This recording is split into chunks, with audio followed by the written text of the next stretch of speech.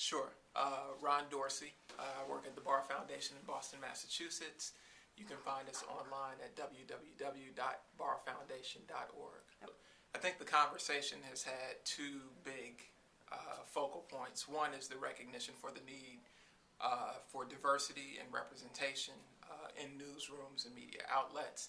But the other is kind of more of a social justice and democracy issue, to recognize that we need a way for voices that aren't often heard to have an authentic voice, to be able to speak for themselves, for there to be authentic representation of communities and people who don't get to speak for themselves much, for there also to be some discussion about the ownership and control of the messages about people and communities, and then for there also to be some equitable visibility of correspondence and folks speaking in and for communities. I think where we landed in terms of recommendations was a big recommendation that through grant making we incentivize newsrooms to be diverse, and in fact reward those newsrooms who have already done the work of making sure that they have diverse employee membership, that they've already done the work of understanding their communities and how information flows to their communities, and they've already done the work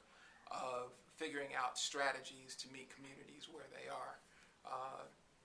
Everything else we came up with really has to do with that, making sure that we connect networks, create partnerships that syndicate local, ethnic, gender content along with some of the major media sources.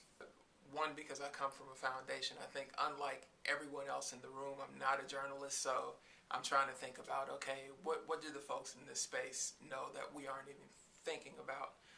One idea that came up today was kind of an X Prize for journalism on very local issues. I mean, you could really incentivize traditional journalists and maybe folks who are ethnographers or doing different types of writing to tell the stories of communities that don't get told quite a bit. And it's a role that a foundation could play to say, we've got a real interest in elevating some untold story or some gap in information.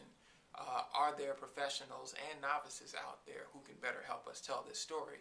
If there are, we've got a reward for you.